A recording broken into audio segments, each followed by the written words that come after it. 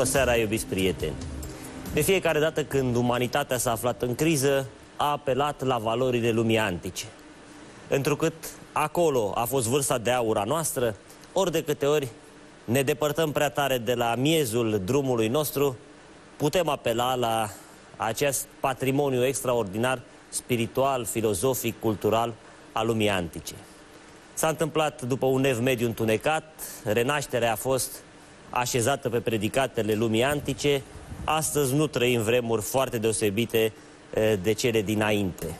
Poate că iarăși un apel la memoria noastră cromozomială va scoate din nou din genele noastre acea lumină extraordinară pe care strămoșii noștri au însămânțat-o umanității prin porțile astea minunate care au fost Egiptul antic și Grecia antică.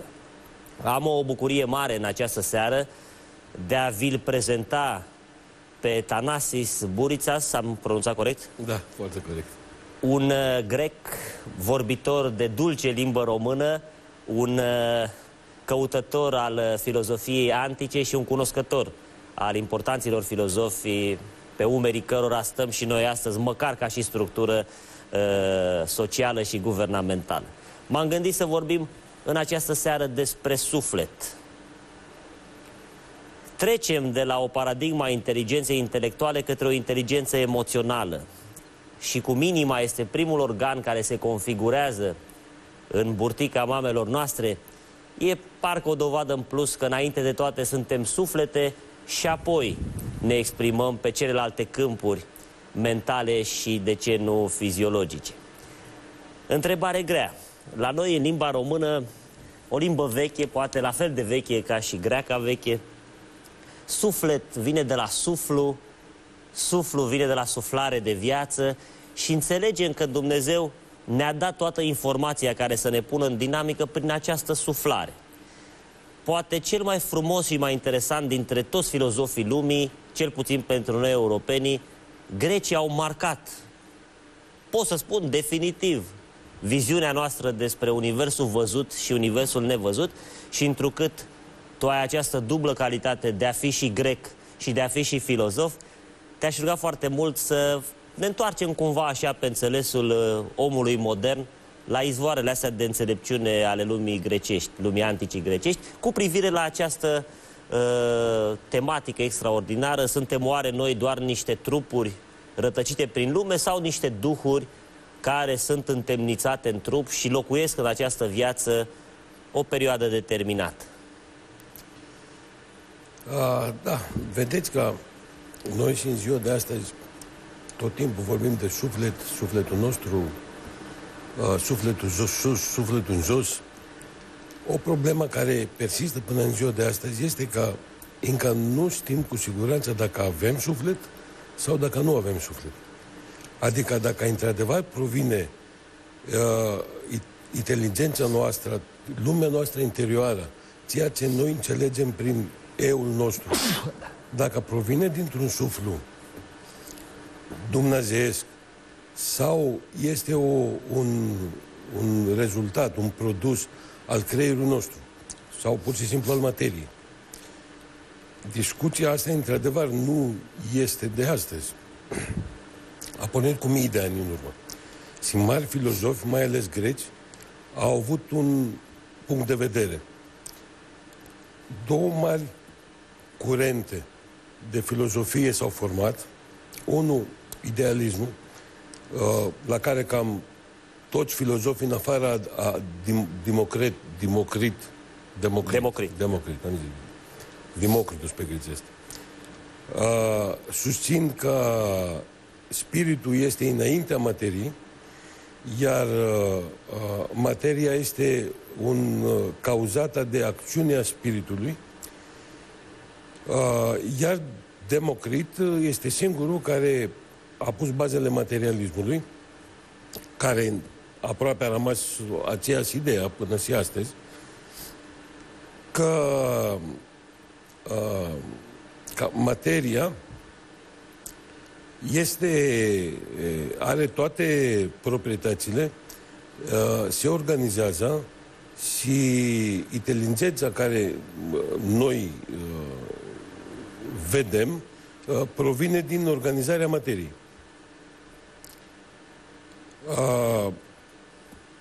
El a pus și baza atomului și toată ideea că materia este singurul lucru pe care noi îl vedem, îl simțim, suntem siguri că există.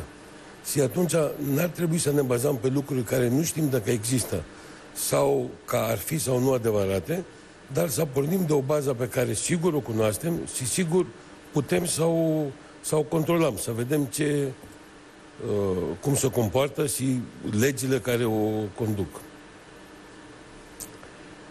Totuși, în întrebarea asta, dacă avem suflet sau nu, putem să începem puțin invers. Adică, dacă nu avem suflet, atunci trebuie să acceptăm că lumea noastră interioară, sigur, este cauzată inteligenței. Și este un produs al creierului. Dacă analizăm puțin acest lucru, o să vedem că nu avem dovezi sigure în această privință. Pe mine un lucru care mă face să mă gândesc că este cam imposibil să existe este următorul lucru. Dacă provine din materia, înseamnă că informația nu are cum să provină decât prin transmiterea DNA-ului uman. ADN-ul știm că ne dă include niște informații. Informația, spre exemplu, poate să zică la un organism că fiindcă există un cromozom sau o enzimă cu tare, da? Un cromozom că are șanse să aibă la 50 de ani, să zicem, cancer, să pățească cancer. Fiindcă la unul există, la altul nu există acest cromozom. Asta mai mult ne face să ne gândim la destin. Adică anumite lucruri sunt predestinate din construcția noastră. Dar nu putem să vedem că aceste instrucțiuni poate să ne facă să ne gândim într-un fel sau să ne gândim într-un alt fel. Adică apare că, într-adevăr, are legătură cu funcțiunea corpului fizic al nostru, dar nu explica modul de a gândi. Pe de altă parte, de ideea, dacă noi urmărim un pic noi născuții, o să vedem că și în cazul tripleților, și în cazul gemenilor, care se nasc de aceiași părinți, în același timp, cresc în același mediu, au aceiași semnale din exterior care îi vin. Și totuși, din primele luni a vieții, arată că au alte caractere. Unul poate să fie un pic mai, știu eu, gurman, vrea să mănânce mai mult, altul plânge mai mult, altul nu. Adică au comportament total diferit. Și în acest caz extrem, că vă rog. Dacă noi ne coroborăm acum informațiile care vin de-a lungul aventurii astea extraordinare numită viața noastră socială, dacă luăm filozofia lumii antice și o suprapunem peste, hai să spunem, descoperirile lui Paracelsus din Evul Mediu, dacă intrăm un pic și în paradigma noilor științe de frontieră care vorbesc despre această minunată îngemănare între informație, energie și materie, noi, cu toate cunoștințele, cel puțin teoretice și prin experimentele la care am participat până acum ca umanitate, am ajuns cumva la o concluzie aproape științifică, care ar putea să postuleze că noi aparținem sau generăm realități în cel puțin 3 lumi distincte. În lumea mentală, gândurile noastre pot influența chiar și structura celulară a materiei, și asta este o demonstrație clară, nu mai pierdem timpul cu ea. Generăm o realitate și într-un câmp emoțional, pentru că pe noi ne predispun către acțiune tot felul de senzații, de sentimente, toate energiile noastre aparțin unui patrimoniu emoțional și evident că realizăm lucruri concrete în materie. Orașe, case, haine, bunuri și așa mai departe. Poarta prin care marea filozofie grecească ia contact cu mistica iudaică devine un prag interesant. Dacă avem viziune asupra Universului, asupra genezei cosmosului din filozofia greacă și o suprapunem și pe mistica iudaică cu Dumnezeu a toate făcătorul și a toate țiutorul, cel care a făcut atât cerul cât și pământul, ne-a înzestrat pe noi ca și creație cu această suflare de viață care ne dă chip și asemănare cu Dumnezeu. Noi suntem într-o nostalgie a unei lumi nemateriale. Și aici vreau, după pauză, să vedem, să începem să decriptăm cu valorile filozofiei antice ce e cu această lume nematerială, pentru că fiecare dintre noi, încă de când suntem mici, ne pierdem așa cu ochii undeva într-o lume pe care nu o putem localiza. Rugăciunile noastre se adresează unui Dumnezeu care nu locuiește printre noi, locuiește într-o lume imaterială. Dacă citim întreaga filozofie gnostică europeană și nu numai, înțelegem că am aparținut cumva unui regat a sufletelor care nu erau condiționați deloc de materie, aproape universal ca și Dumnezeu, și în urma unei decizii a unor protopărinți de-ai noștri, am intrat într-o experiență a cunoașterii binelui și a răului, care s-a tradus printr-o cădere, printr-o pierdere a imaterialității noastre și printr-un prizonierat al sufletului nostru în lumea materiei. Că noi suntem captivi în corpul nostru este ca o celulă pentru că ne limitează în acțiune.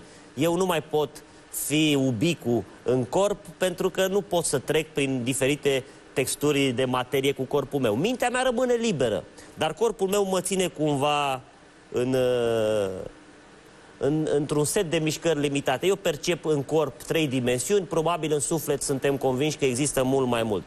Această nostalgie pe care o regăsim la toate popoarele, și la europeni, și la asiatici, nostalgia lumii imateriale, cred că este o dovadă, probabil, că undeva, la începuturile noastre, la începutul existenței noastre, noi am avut acest contact nemijlocit doar cu duhurile. Și mai târziu aceste duhuri au început să definească acțiuni în materie. Dar asta o să te rog să discutăm după pauză. Eu înainte îmi fac o plăcere chiar, pentru că atunci când vorbim despre cărți nu mai este datorie, trebuie să se transforme în plăcere. Vreau să vă citesc un anunț. 10.000 de vise interpretate vă poartă în lumea fascinantă a imagisticii onirice, oferindu-vă 3 tipuri de interpretare. Una convențională, alta psihologică și o a treia din punct de vedere spiritual.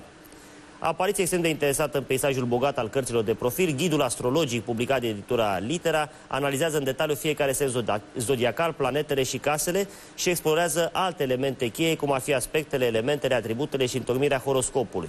Arată de asemenea cum se selectează și se compun piesele într-o interpretare a astrogramelor, prezentând în final o analiză detaliată a unui exemplu de horoscop și a altor 6 cazuri particulare. Cele 2 cărți le avem în platou pentru a vi le putea oferi.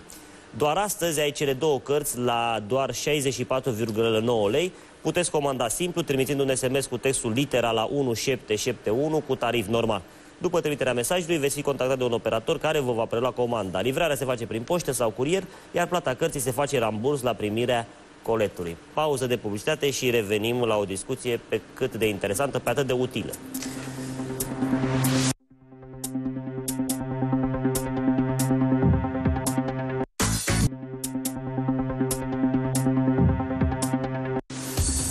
Am revenit, dragul meu Tanasie, hai să ne apropiem cumva de acest concept atât de drag filozofilor greci de pneuma.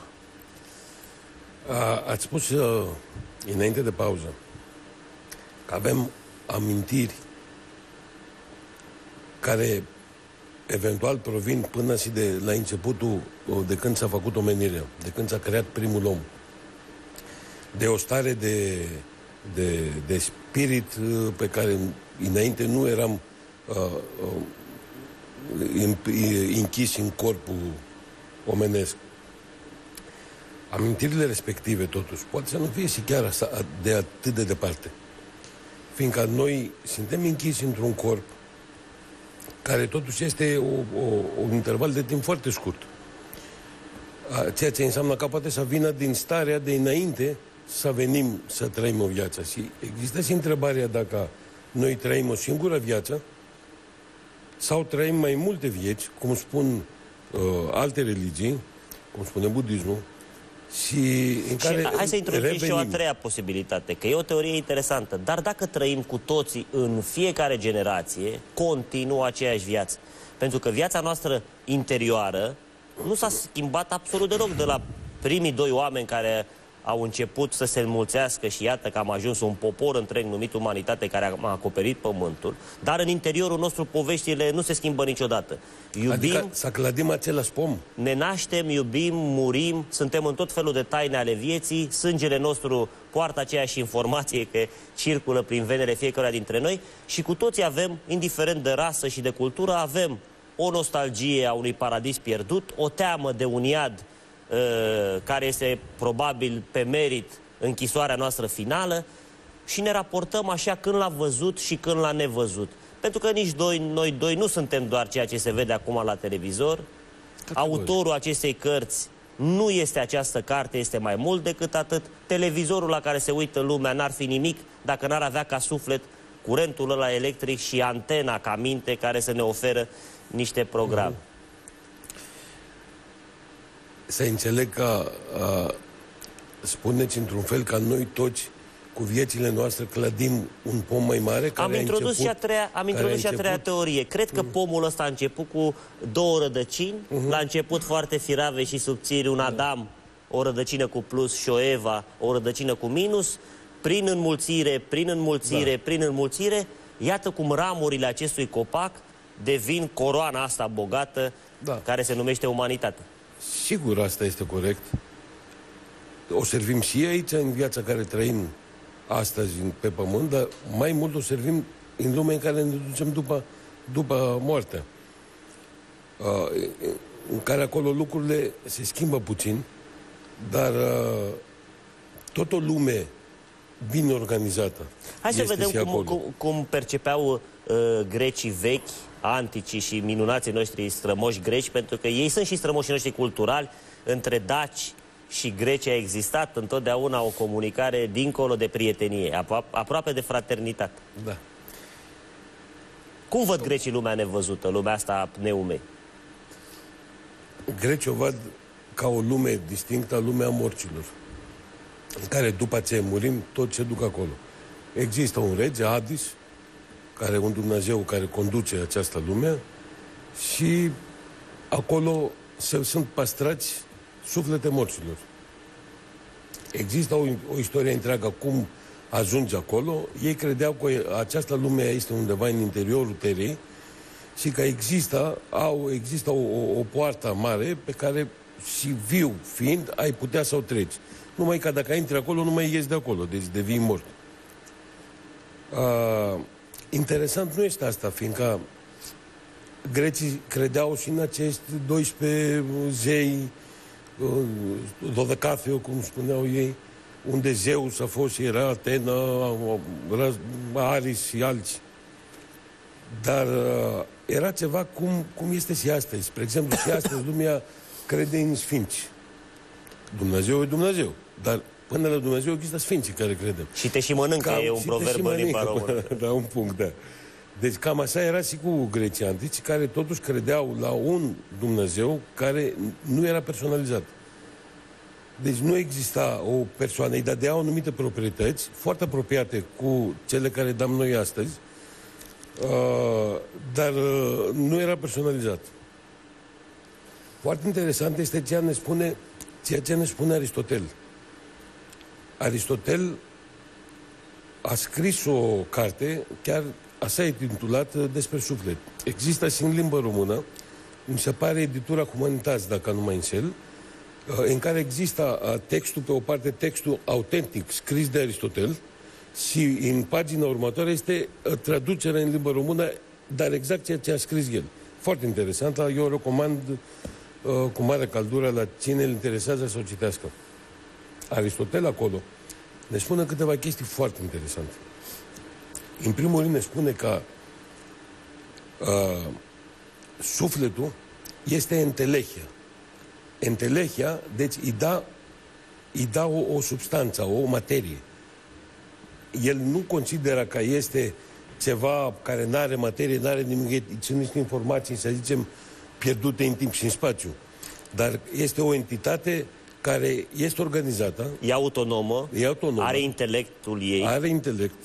Este, deci, din entelechia, dacă traducem acest cuvânt etimologic, înseamnă din ceea ce rămâne. Adică, practic, materia sufletului ar fi din ceea ce rămâne după moarte. Ne spune că dacă un ochi ar fi un organism viu, atunci entelechea lui, adică sufletul lui, ar fi vederea. Sau dacă un topor ar fi iar un organism viu, entelechea lui, sufletul, ar fi fost taierea. Adică faptul că poate să taie. Poate cum este căldura, intelechia soarelui, ca să înțelegem și mai ușor, nu? Da, ceva de genul ăsta. În același timp ne spune că, fiind idealist, că sufletul motivează existența corpului și deduce acest lucru din ideea în care un corp, când nu are suflet, moare. Și devine o materie anorganică, până la urmă, se descompune.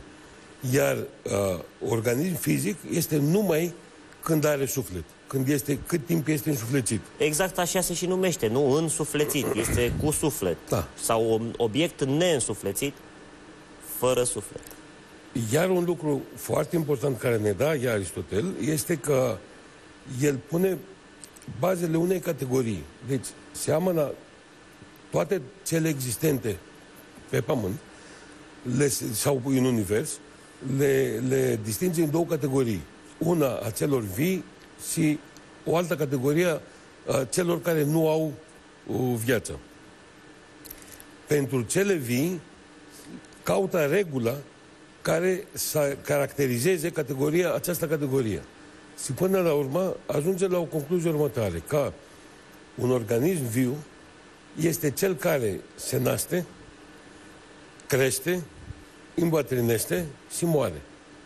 Deci trebuie să aibă aceste patru, să respecte aceleași patru condiții. Asta înseamnă că imediat, chiar și explică acest lucru, că imediat nu se referă numai la oameni. Se referă și la animale, se referă și la plante, se referă și la microorganisme. Se referă chiar și la timp, pentru că natura, ca model primordial de interpretare a filozofiei antice, pentru că până la urmă filozofia antică se bazează pe analogii între macrocosmos și microcosmosul care este omul, însuși timpul are 4 vârste ale lui, iar traversarea asta energetică a secundelor, minutelor și orelor prin planetă sunt definite de cele 4 anotimpuri, care sunt general valabile, chiar dacă în anumite locuri geografice de pe Terra ele nu se întâmplă chiar așa. Dar există o iarnă, există o primăvară, o vară și o toamnă ca vârste ale timpului într-un ciclu. Primăvara este copilăria, vara este adolescența, toamna este maturitatea și iarna este îmbătrânirea, decăderea forței fizice și reintrarea în circuitul ăsta vital. Tot 4 vârste are omul, tot 4 vârste trebuie să aibă și natura. Da, și grecii antici susțineau că 4 elemente sunt cele care fac tot vizibilul. Pământul, apa, aerul și foc. Și foc, da. Trebuie totuși să spunem că în următorii 60-70 de ani oameni de știință au încercat și au făcut cercetări bine puse la punct, ca să vadă dacă avem suflet sau nu. Și avem deja foarte multe lucruri care ne conduc spre ideea că trebuie să avem suflet. Vă dau câteva exemple din ceea ce cunoaștem noi astăzi. Avem mărturii de 10.000 de oameni care au suferit o moarte clinică. Moarte clinică înseamnă că a murit, deci s-a oprit să funcționeze inima, creierul, deci tot ce înseamnă fizic. După un timp de 15 minute, 20 de minute, ei au readus în viață. Dacă îmi permiteți, le-aș recomanda prietenilor noștri o carte interesantă apropo de experiența asta la limita morții. Este vorba despre profesorul Robert Moody, care a scris o carte extraordinară. Îl căutați pe Google Moody și o să găsiți toată bibliografia lui. El are o experiență foarte interesantă de vreo 30 de ani în care a studiat pe diferite categorii de rasă, de cultură, în anumite regiuni geografice, a studiat acest fenomen, acest paradox al morții clinice. Și foarte interesant, și aici revenim la ceea ce începusei tu și îmi cer scuze că te-am întrerupt, indiferent de cât de diversi suntem noi ca persoane, că suntem vreo 7 miliarde de amprente unice pe lumea asta, experiența tranzitării de la viață la moarte este o experiență comună și la șamanii din Amazon, și la ultracivilizații britanici de la Londra, și la ciprioți, și la evrei, și oriunde există omul în manifestare, experiența asta la granița morții este aceeași. Și iată că e încă o dovadă că, deși suntem 7 miliarde de individualități, măcar moartea este aceeași pentru fiecare dintre noi, cum probabil este și viața. Și cum este și nașterea. Pe sigur, tot e aceeași pentru toți și toți o trăim cu aceeași... Toți în burta mamelor noastre începem. Deci este într-adevăr foarte interesant ca, indiferent de cultura care are un om, de cunoștințele care le are, de, știu eu, vârsta care o are, experiențele astea care ne-au povestit cei care s-au întors în viață, sunt împărțite în 3 categorii. Acum, au fost și unii oameni distinți care au spus, domnule, când organismul moare, creierul înțelege acest lucru. Și atunci, ca să facă toată experiența asta mai plăcută și să nu fie atât de crudă, injectează în organism niște endorfine. Endorfinele sunt un fel de morfină, să zicem așa, care creează o stare euforică, o stare de plăcere, da halucinații și atunci poate să se explice acest lucru prin... Problema este că de ce toți visam același lucru atunci? De ce avem aceeași halucinații? Doar numai 3 categorii distincte pe care toți, dacă povestesc una din categoriile respective, sunt identice. Povestirile, trăirile care ne povestesc. E bine să spunem și aceste 3 categorii. Da, sigur, evident. Sunt foarte importante. Te rog foarte mult. Există o categorie care zice, simte că iese din corp, rămâne pe undeva pe acolo, vede tot ce se întâmplă în sala de operații, de obicei și așa, sau se plimbă prin spital, prin diferite... Deci are libertatea de mișcare. Primul prag este decorporalizarea. Toți descriu că s-au situat undeva în afara corpului, percepând atât sunet, cât și imagine, cât și senzații și trăiri interioare ale celor de acolo. Ca și cum ar fi un observator multilevel, așa, multidirecțional, care percepe un film în 6D, să zic așa. Ca și cum am vedea un film cu 2 perechi de ochelari 3D. Exact, cam așa ceva. Ceea ce este interesant este că cei care ne povestesc aceste lucruri, le e foarte greu să ne descrie prin cuvinte ceea ce simt și cum au trăit experiența, deci cum au simțit. Dar foarte interesant este că ei ne spun că, și chiar au demonstrat acest lucru, că au libertate de mișcare, că gândesc în continuare. Asta e un lucru foarte interesant, care pe mine, acest lucru m-a frapat prima dată când am venit în contact cu această problemă. Lucru care simt, gândesc și au libertate de mișcare. În tradiția noastră, nu știu, probabil că și la greci, în zona rurală, în zona tradițională, există acest obicei, că noi suntem cumva în zona asta comună.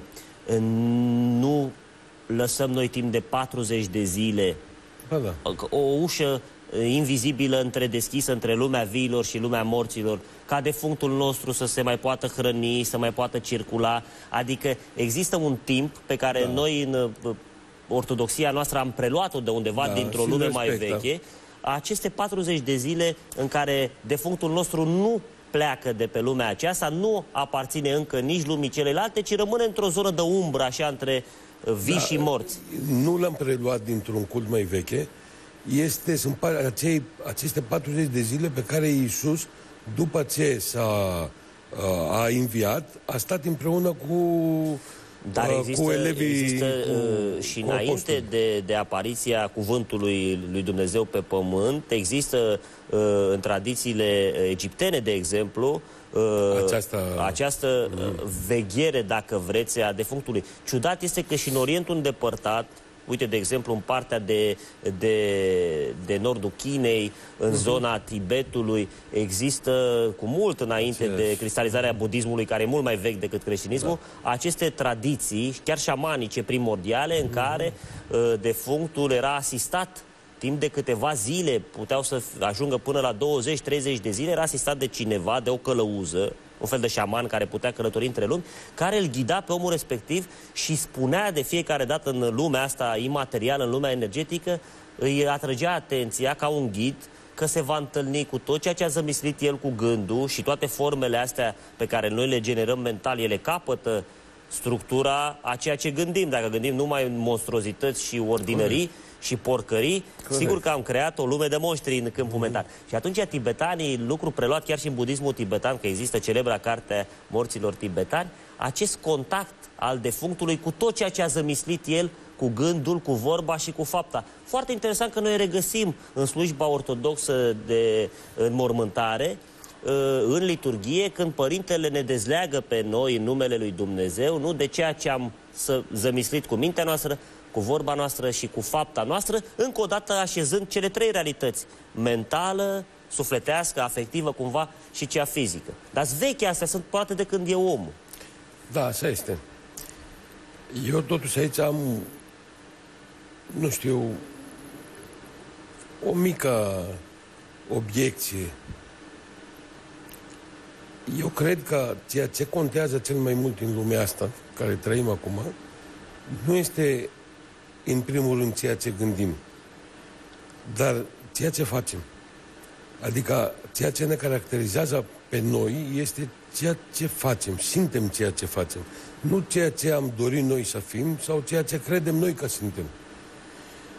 Faptul că ne gândim, sigur ne gândim. Ne gândim la multe. Avem libertatea de a gândi. Putem să ne gândim și la rele, și la... De acolo noi o să ne hotărâm ce o să facem. Dacă nu ne gândim, cum o să ne hotărâm, nu? Absolut.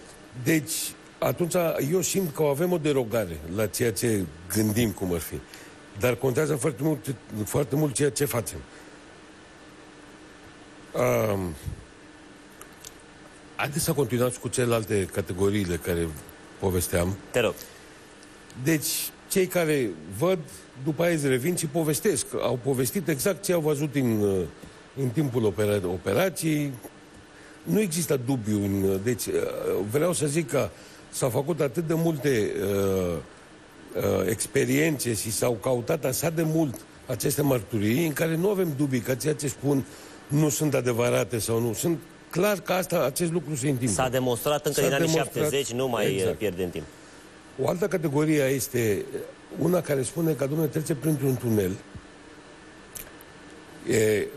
vede o lumină și la care ajunge până la urmă la lumina respectivă, după o călătorie scurtă printr-un tunel. Când ajunge acolo, vine în legătură cu o entitate luminoasă, de obicei poartă o discuție așa scurtă, povestește ceea ce a făcut până acum, îți vede toată viața lui care a trăit până în momentul respectiv, dar îl povestește fără patima, fără să simte, știu eu, că este cumva fugărit sau învinuit sau așa ceva. Deci povestește foarte... Iar ceea ce simte este o iubire, simte că îl înconjoară o iubire extraordinară, o înțelegere, simte că este protejat și deci cam toți nu vor să plece de acolo. Deci vor să rămână în continuare acolo.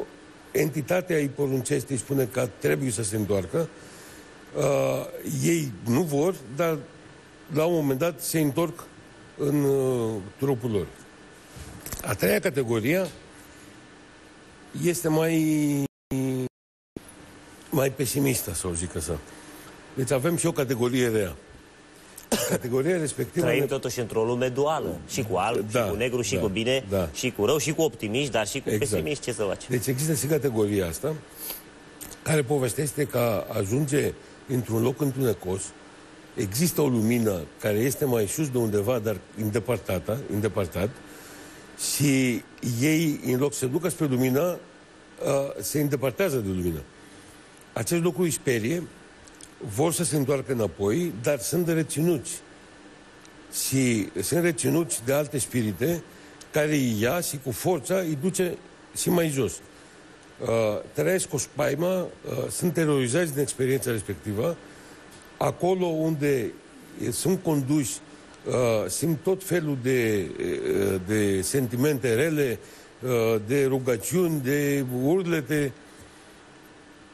Și când se întorc, sunt foarte terorizați când povestesc această experiență. Acum, se întâmplă următorul lucru. Din toți care au trăit o moarte clinică, 30% ne povestesc, țin minte și se aduc aminte de 3 aceste categorii de experiențe. 70% nu se aduce aminte de nimic. Acești care ne povestesc experiențele astea urâte sunt doar 5% din acel 30%, sunt doar 5%. Există totuși o explicație care ne dau psihologi și psihiatri care spun că când un om trăiește o spaimă foarte mare, atunci creierul, toată experiența asta o ascundă, imediat o ascunde în subconștient, ca să protejeze organismul, că există posibilitatea să o ia razdă. Și dacă se întâmplă acest lucru, adică când se întorc din spaima, creierul când îți revine imediat, îl ascunde experiența și nu se aduc aminte, atunci problema e gravă pentru noi toți. Ar trebui să ne gândim că 70% față de 30% e cam mare. O să luăm o scurtă pauză de publicitate și revenim imediat.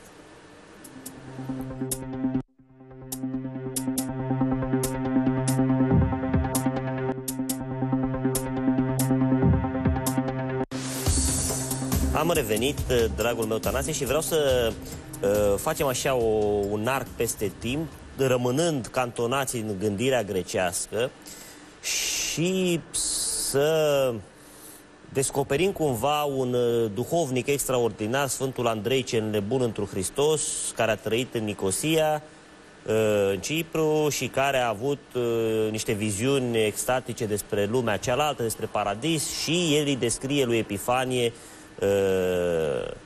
discipolul său, îi descrie această călătorie extraordinară pe care o face în ceruri. Și la un moment dat îi spune acestui asistent duhovnicesc al lui că îngerul morții seamănă cu cel la care vine să-l ia. Apropo de ce spuneai tu, pornind de la cele 3 categorii pe care oamenii care au avut experiența morții clinice le descriu, și poate părea interesant pentru că moartea, deși vine mecanic la fel pentru toată lumea, noi o întâmpinăm în cel puțin 2 categorii, ca să spunem așa, ca să păstrăm jocul ăsta al categoriilor. Unii îmbrățișează moartea cu zâmbetul pe buze, indiferent de vârstă sau de suferință, atenție foarte mare, iar alții sunt atât de încordați și desperiați, chiar dacă au ajuns, să zicem, la un 80 și ceva, 90 de ani, unde creierul, cum tu spuneai mai devreme, știe deja că urmează sfârșitul iminent. Și atunci poate că are dreptate, și sigur are dreptate, că de aceea e un sfânt. Nu cumva cei care percepeau doar zona întunecată a lucrurilor sau cei care percepeau zona luminoasă nu descriau cumva o călătorie care se întâmpla tot în interiorul lor, și atunci îngerul morții nu cumva ăla care ne înspăimântă suntem tot noi, așa cum ne-am zugrăvit, cum am generat noi lucrurile, și atunci ne speriem de noi înșine când vine moartea să ne ia? Te întreb, că e o teorie care mă fascinează de multă vreme. Da, eu sunt de acord cu ceea ce spuneți. Și nu am ce să mai comentez la acest lucru, le-ați spus totul. Cred că așa stau lucrurile. E o parte de unde poți să le vezi, este într-adevăr aceasta. Dar ceea ce ați vrea eu să spun despre moarte, că este într-adevăr foarte interesantă ce se întâmplă în timpul morții, când se întâmplă moartea. Pe mine asta m-a pus pe gânduri mari. Am căutat mult să înțeleg ce poate întâmpla. Și până la urmă am ajuns la o concluzie, care zic eu că e foarte bună, să o discutăm. Și trebuie să privim lucrurile mai mult din punctul de vedere a fizicii. De ce? Fiindcă tot ce se întâmplă în lumea sunt fenomene naturale, fenomene fizice. Și moartea este un fenomen fizic, și nașterea un fenomen fizic. Există un mecanism care le provoacă. Există anumite reguli care le guvernează. Dacă noi reușim să înțelegem mecanismul și aceste reguli, o să înțelegem ceea ce se întâmplă în timpul morții. Și atunci, trebuie să ne gândim la următorul lucru. Creierul nostru, care este un organ extraordinar, dar pentru mine nu e altceva decât un organ. Cum este inima, cum sunt plămâni, cum e ficat, cum... ceea ce hotărăște, ceea ce judecă, nu este creierul, dar sufletul nostru. Este altceva. Creierul nostru... Intelehia creierului ar putea fi gândirea, ca să păstrăm exact, da. exercițiul nostru de început. Da. Dacă ar fi un organism viu, într-adevăr, ar fi gândirea. Deci, când gândește creierul nostru, ce face? Fizic, din punct de vedere a fizicii. Produce niște semnale electromagnetice, niște unde electromagnetice. Produce chiar și curent electric, undeva la o intensitate de 10 W. Prin curent electric se întâmplă toate astea. Prin curent electric se generează câmpuri electromagnetice și generează și trimite și unde electromagnetice spre afară. Aceste unde electromagnetice le trimite spre exterior. Ca le înțelegem și noi, le înțelegem fiindcă noi le generăm. Cum ar fi normal să înțelegem ceea ce facem. Acele unde electromagnetice care trimite fiecare om au clar o undă, o lungime de undă specifică. Absolut. Dacă câțiva oameni au aceeași, să zicem, lucrează la aceeași lungime de undă, atunci poate să primească undele mele care le-am trimis și să creadă că sunt ale lor. O gândire de-a lor. Hai să ne imaginăm ca niște posturi de radio cu 7 frecvențe neuronale pe care emitem herțial. Noi emitem între 0,5 Hz și 120 de Hz. Pe 7 paliere diferite. Și noi spunem în cultura noastră tradițională că cine se aseamănă, se adună. Sau ne înțelegem atunci când suntem pe aceeași lungime de undă. Exact. Și este interesant. La propriu, nu e numai că spunem noi. Și atunci eterul, nu? Care permite luminii să traverseze spațiu, care permite undelor radio să traverseze spațiu. De ce n-ar permite acest eter și transferul informațional al gândurilor noastre? Adică telepatia oare este altceva decât o emisie a unui transmițător și o recepție a unui receptor, ca și cum s-ar întâmpla la posturile de radio? Dar așa se explică telepatie. Exact, prin ce am zis înainte, exact se explică telepatie. Și atunci cine este directorul acestui post de radio? Este mintea? Este sufletul? Cine e managerul general al postului de radio numit ființa umană? Cine conduce? Conduce mintea, cum ar crede unii, sau conduce sufletul? Sau mintea este directorul general și sufletul este patronul? Deci, dacă vreți să facem o analogie de genul ăsta, ar trebui să zicem că internetul este în mâna cuiva, iar noi suntem fiecare câte un computer care mai dăm informații sau... Mai frumos și mai plastic exemplul tău. Da. Ziceam că creierul, această funcțiune, să emite unde electromagnetice, o face în timp de când ne naștem până în timpul în care murim. Să zicem aleatoriu 70 de ani, 60 de ani. În acest interval de timp de 60 de ani, în continuu, face acest lucru. Și toate informațiile, iar toate cunoștințele, tot ce reușește să înțeleagă, se imagazinează în memorie, în celulele creierului ca memorie. Ca să se întâmple acest lucru, se consumă energie. Nu se face așa. Iar această energie imagazinată sub informații care avem noi, când vine momentul să murim, trebuie să fie liberate. Altceva nu poate să se întâmple. Trebuie să se libereze. Corpul, știm, prin anumite mișcări, prin un tremurat, prin ceva, eliberează toată energia care au mușchii sau... Creierul altceva nu știe să facă decât să o libereze prin gândire, fiindcă asta e funcțiunea lui. Nu are altă cale. Și atunci cum poate să elibereze într-un timp de 2-3 minute, să zicem, care durează moartea, ceea ce a cules timp de 70 de ani? Îmi dai voie să vin cu o completare, că mi-a venit o idee acum care cred că poate explica interesant. Noi, nu, după ce murim în structura noastră fizică, ne descompunem în cele... Substanța organică. 4 sau 5 elemente, că e și vinta esenția, este un al 5-lea element care le include pe toate și din punct de vedere fiziologic și fizic. Deci trupurile noastre se descompun, pentru că noi avem 5 facultăți, de exemplu, care ne ajută să decodificăm informația, cele 5 simțuri fiziologice, văz, auz, gust, miros, pipăi, dar mai avem și 5 simțuri interioare ale sufletului, 5 virtuți ale omului interior. Avem discernământ, avem rațiune, avem simțire, avem știință și conștiință, ca să putem să decodificăm și universul ăsta nevăzut și partea asta lăuntrică a noastră.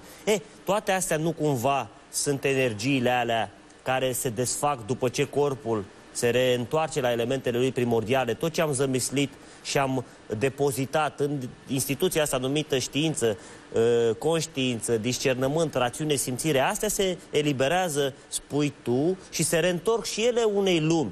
Cum noi ne întoarcem lumii pământești și iată că spunem și noi frumos în creștinism că din pământ, nu spune Pavel, amintește-ți, omule, că din pământ ai fost făcut și în pământ te vei întoarce. Dar tot el spune că cine se naște în pământ se întoarce în pământ, dar cine se naște din Duh se întoarce în Duh. Și atunci tot ceea ce apare trebuie să dispară și atunci corpul se reîntoarce la elementele care îl constituie, dar și sufletul se întoarce la elementele din care este și el făcut. Corect. Asta este. Și răspunsul mai pe fizică, dacă să răspundem așa, creierul poate să facă această eliberare de energie numai cu o singură condiție. Are o singură posibilitate. Să facă următorul lucru. Deci, să mărească frecvența de emitere a undei electromagnetice. Fizica ne spune că de câte ori se mărește frecvența, de atâtea ori se mărește și capacitatea de energie care poate să transporteze o undă electromagnetică. Și atunci asta face. Îl mărește de N ori, la o frecvență foarte înaltă, și atunci, în timpul foarte scurt, poate să elibereze energie și să o trimite. Tot spre exterior. Deci, informația și experiența care am acumulat noi pe parcursul acestei vieți este liberată, este preluată de suflet, care suflet este să ia o entitate electromagnetică. O să explicăm imediat după aceasta cum înțelegem sufletul. O preia și atunci pleacă la o lume care este caracterizată de o frecvență anume. Ca să o spunem, să explicăm un pic ca să fie mai înțeles acest lucru. Materia care vedem noi astăzi este să ia energie. Este o energie condensată la un grad de condensare A. Există și alta materie care este condensată și ea la un grad de condensare mai mică. Numai ca noi nu putem să o simțim, fiindcă ochiul nostru vede anumite frecvențe, urechea noastră prinde anumite frecvențe de auz. Ca să înțelegem foarte bine și cei care ne privesc acum, care sunt mai la începutul emisiunii, că emisiunea de și de 7 ani, cei care urmăresc știu toate astea, nu... Dar se câștigă. În plasa pescarului intră întotdeauna pește proaspăt. Și e bine. Și asta e foarte bine. Și atunci e interesant pentru că noi percepem cu ochiul liber, cromatic vorbind, între roșu și violet. Atâta putem percepe cu ochiul liber. Dar asta nu înseamnă că infraroșu și ultravioletul nu există. Sigur. Noi toți avem o telecomandă și când ne plictisește o emisiune de televizor, sper că nu e cazul acesteia, am apăsat un buton și programul se schimbă. Nu vedem ce se întâmplă între telecomandă și televizor și totuși realitatea este că am schimbat postul. infraroșu în care se manifestă acea lumină nu este perceptibil ochiului liber și totuși este o realitate. Când ne ducem la mare și ne bronzăm și stăm 3, 4, 5 zile la soare, noi nu vedem ce se întâmplă. Adică noi nu înțelegem dansul razelor de soare pe epiderma noastră și totuși realitatea este că plecăm negri după 10 zile de stat la soare. Și atunci, deși nu percepem, că noi suntem Toma necredinciosul, dom'le, dacă nu văd, nu există, dacă nu simt, nu există. Uite, realitatea, știința de astăzi ne demonstrează că infraroșu, deși nu este perceput, se manifestă și ultravioletul, deși nu este perceput, se manifestă. Practic, ceea ce înțelegem noi, ceea ce simțim noi din univers, este maximum 5%. 95% nu-l simțim. Deci noi când vedem un fenomen fizic, se întâmplă ceva în univers, înțelegem doar 5%, vedem, simțim, înțelegem din ceea ce se întâmplă. 95% nu. Ca nu putem noi să le vedem sau să le simțim, nu înseamnă că nici nu există. Cum noi vedem și o anumită mărime. Deci dacă este ceva prea mic, nici nu-l vedem. Trece neobservat de noi. Așa, deci... S-a mai demonstrat că noi nu vedem ce nu știm că există ca și categorie.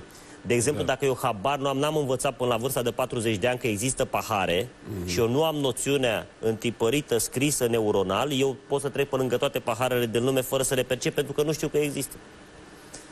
Da, fiindcă și vederea e interpretabilă. Deci creierul interpretează ceea ce știe și a numit cândva. Că noi numim când suntem mici. Ce e ăsta, mamă? Pantalon. Dar de ce? Pentru că e așa. Pantalon, am scris acolo. Ăsta ce e? Haină. Am scris acolo. Ăla ce e? Câine. Am scris acolo. Și atunci, prin a numi, nu, noi și dăm sens unor concepte, că le numim.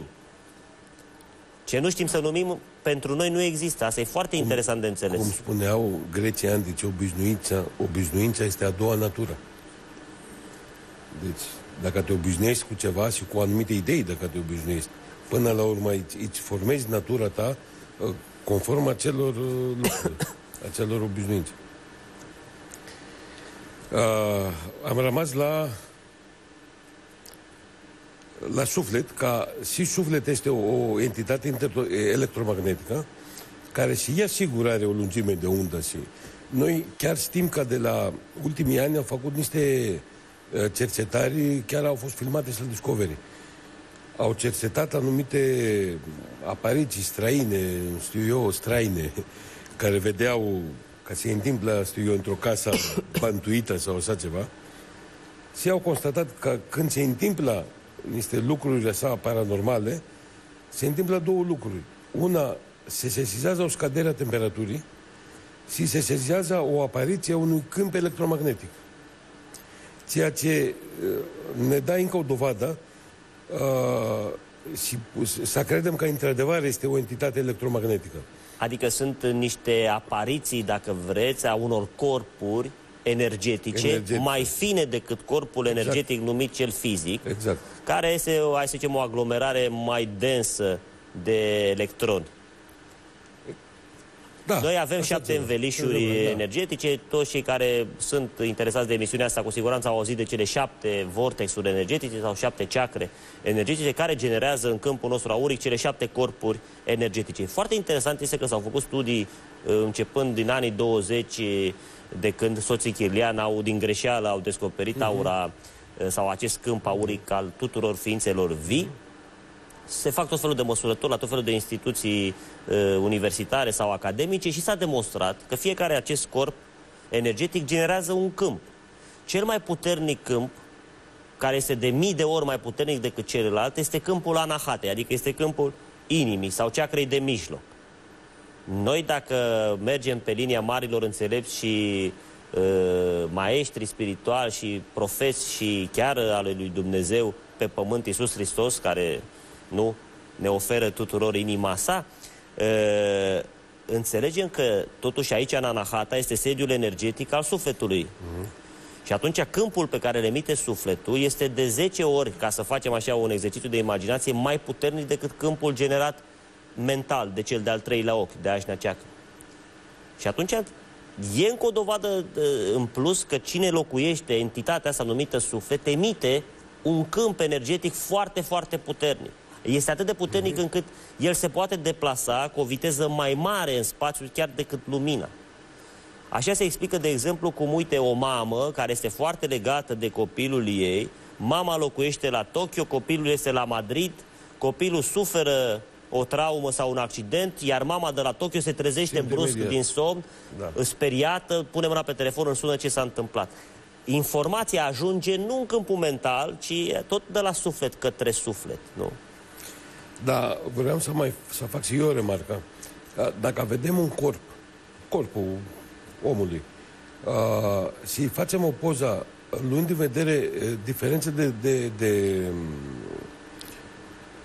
de căldură care are, o să vedem că în organele vitale a corpului apar niște concentrații de energie. La inimă, la plămân, la ficat. Deci, concentrații respective de energie ne indică clar că acolo există un organ. La fel, deci, dacă facem aceeași analogie și la suflet, și la aura care este, ar trebui să scoatem concluzia că acolo unde avem concentrații la chakre, care le numim chakrele, acele 7 chakre, nu sunt altceva decât organe a corpului material a sufletului.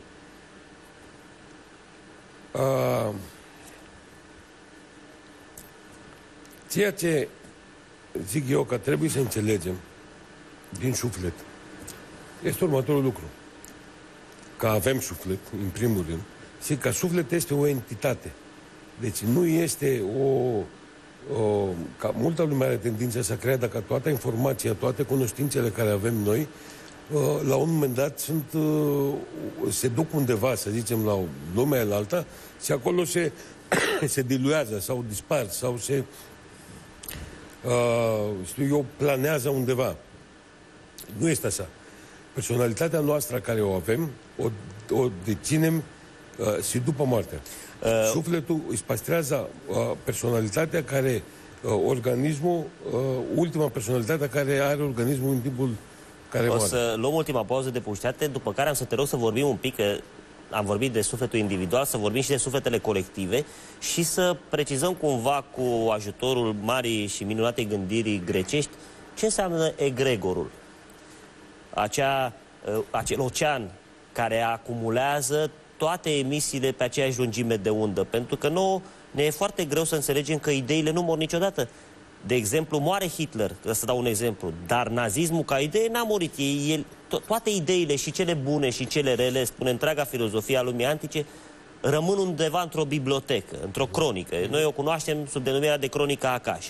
Ideile emit și ele un câmp energetic pe anumită frecvență. Dacă cei din lumea vie accesează o frecvență, pot aduce din lumea ideilor care nu mor niciodată diferite idei. Această lume, din care își extrag oamenii diferitele energii și diferitele idei, se numește egregor.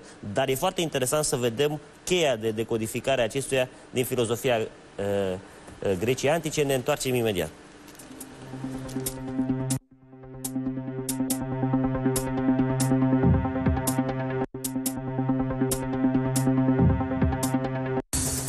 Am revenit și spuneam înainte că ideile nu mor, tot ceea ce emitem, tot ceea ce simțim, tot ceea ce gândim, tot ceea ce facem noi ca ființă umană și în văzut și în nevăzut se depozitează pe undeva.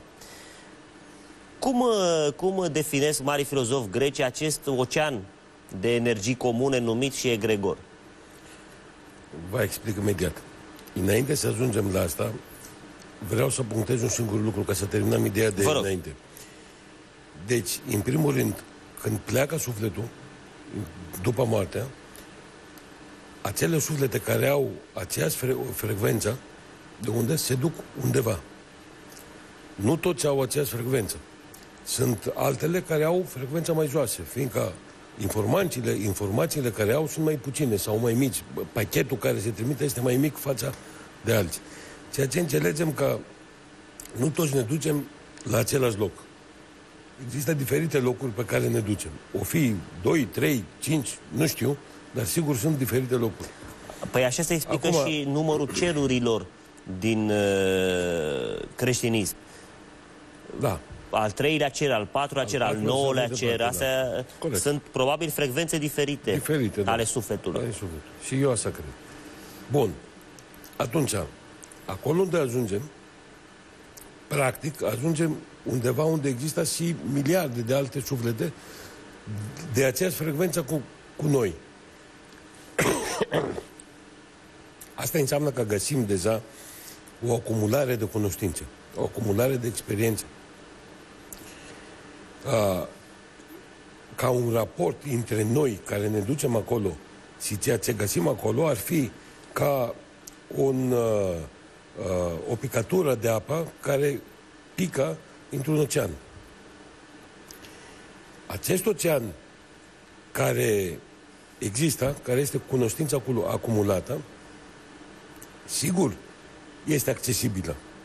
Și pentru noi când suntem acolo sus ca spirite, dar și pentru noi când suntem ca oameni. Problema este dacă noi putem sau dacă reușim să ajungem mental cu frecvențe, să accesăm acele frecvențe, să ajungem până acolo ca să putem să tragem informații. Se pare că unii oameni reușesc să facă acest lucru și aduc informații de acolo. Vă dau exemple foarte clare. Tesla. Tesla a reușit și a făcut, printre multe altele, aparatul care transformă curentul electric continuu în curent electric alternativ. Dacă vedeți desenul, planul, ce înseamnă acolo, e extrem de complicat. Iar când el a făcut acest lucru, l-a făcut când pentru curent se știau foarte puține lucruri. Erau abia la început. Când l-au întrebat cum el a înțeles, cum a reușit să facă acest lucru, Tesla a zis foarte clar: eu aceste lucruri nu le gândesc. Eu de undeva le iau. Îmi sunt dictate, le văd. Acest desen l-am văzut, l-am înțeles, mi-a fost transmisă această cunoștință, această cunoaștere. Platon zicea, Platon spunea în felul următor, că cunoștințele care avem noi nu sunt cunoștințele care le gândim pe care noi, le dobândim sau în timpul vieții. Exact. Dar sunt amintiri. Sunt cunoștințele care le amintim, le avem deja în noi, le amintim și atunci le conștientizăm. Când le amintim, conștientizăm că asta e o cunoaștere despre un lucru. Le recomand celor care vor să aprofundeze această teză pe care ai anunțat-o acum, să citească teoria lui Robert Charroux, teoria cromozomilor memorie, care spune că noi avem inserat în ADN-ul nostru, dintr-o generație în alta, creșteți și înmulțiți-vă, ni se transferă în genă toată cunoașterea, toată experiența părinților, străbunicilor, până la Adam și Eva în noi. Deci noi nu avem ce să mai învățăm, conform acestei teorii, ci trebuie doar să ne reamintim. Și uite ce frumos spune un mare poet român, Nichita Stănescu: noi suntem ceea ce ne amintim că suntem. Este fix în această esență de filozofie platoniană. Așa este. Totuși eu am obiecții mari în această privință. Eu nu cred că prin cromozomi sau prin ADN-ul nostru ni se transmit cunoștințele respective. Cred că eventual printr-un ADN a sufletului, dacă există, se poate transmite. Eu cred că aceste cunoștințele le are sufletul. Când vine sufletul și intră într-un corp... Pe toate le știe, corect. Da, vine cu această... Dar are amintirile blocate, pentru că noi regăsim în peisajul creștin acel înger minunat al uitării, care ne pecetluiește, pupându-ne pe gură, ne pecetluiește această uitare a întregii experiențe sufletești pe care am avut-o, tocmai pentru a avea posibilitatea de a alege între bine și rău într-o viață care începe, continuă și se sfârșește. Da, e o altă problemă foarte interesantă asta. Dar dacă sufletul meu vine dintr-un ocean de cunoștințe, este normal că cât timp a stat acolo, care stă mult mai mult timp decât 50-60 de ani care stă aici, este normal să aibă cunoștințe foarte mari. Deci le are, că le are de acolo, de unde vine, știe de ele. Problema este de ce vine aici și ce face aici și de mai ce ales trebuie. De ce, dacă are atâtea cunoștințe nevăzut, de ce are totuși atât de puține în văzut? Exact. Și de ce se limitează? De ce nu-și aduce aminte din cunoștințele alea, dar aici... Asta este foarte interesant. Există răspunsuri.